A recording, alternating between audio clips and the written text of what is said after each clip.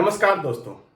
आज मैं आपको एक कहानी सुनाता हूं। गोविंदा नाम का एक बिजनेसमैन एक बार भगवान बुद्ध के पास पहुंचता है और कहता है, भगवान, मेरे पास बहुत कुछ है। एक अच्छा बिजनेस है, अपार धन दौलत है, अच्छा परिवार है, लेकिन एक चीज की कमी है। मन में शांति नहीं है, मन में संतुष्टि नहीं है।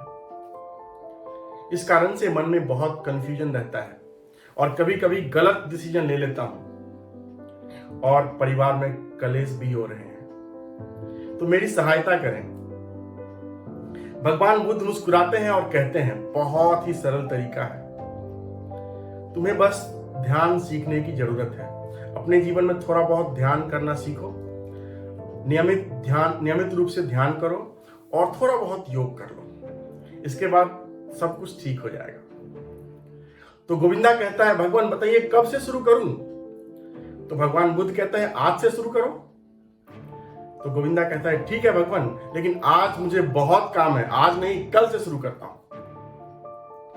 तो भगवान बुद्ध कहते हैं, ठीक है, जैसा तुम उचित समझो।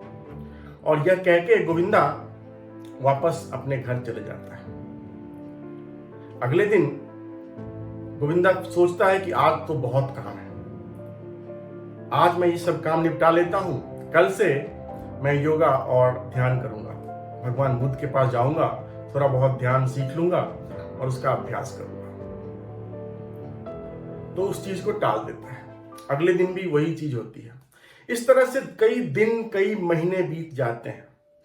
गोविंदा ध्यान का अभ्यास शुरू नहीं कर पाता है और उसके मन की परेशानियां बढ़ने लगती है।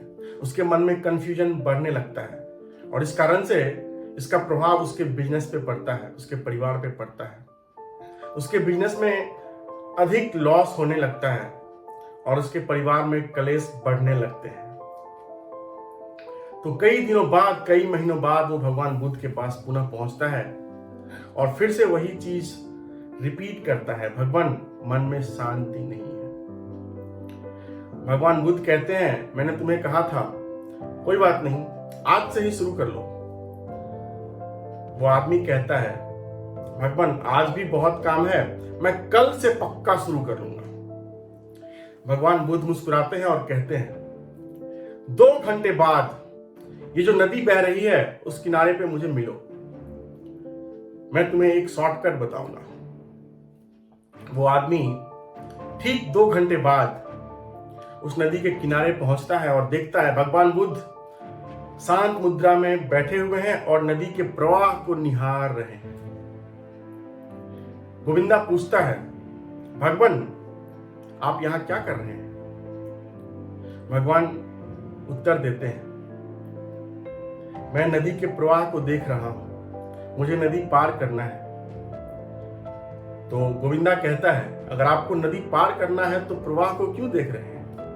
क्या आप नाव का इंतजार कर रहे हैं?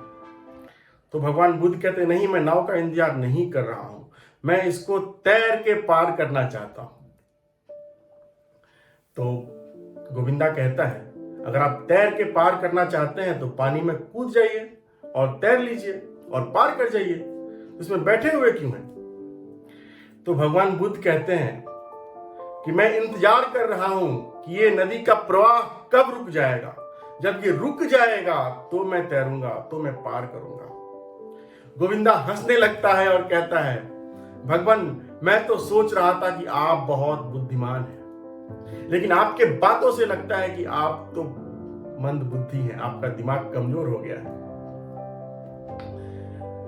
ये नदी का प्रवाह कभी रुकने वाला नहीं है। ये नदी का प्रवाह थोड़ा ना कभी रुकेगा, ये तो बहता रहेगा।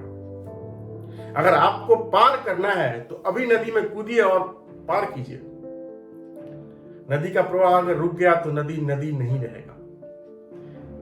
भगवान बुद्ध मुस्कुराते हैं और कहते हैं, गोविंदा यही तो मैं तुम्हें महीनों से समझाने की कोशिश कर रहा हूं। जीवन में जो रिस्पॉन्सिबिलिटीज है, जो वर्क है, वो चलता रहेगा, वो कभी रुकने वाला नहीं है। अगर तुम्हें कुछ सीखना है तो आज से शुरू करो। ये सब चीजें आती ही रहेंगी, ये कभी रुकने वाला नहीं है। अगर आपको ध्यान सीखना है तो आज से शुरू कीजिए। ये जो प्रवाह है नदी का, और जो जीवन में कार्य है वो एक जैसे हैं, वो हमेशा आते ही रहेंगे।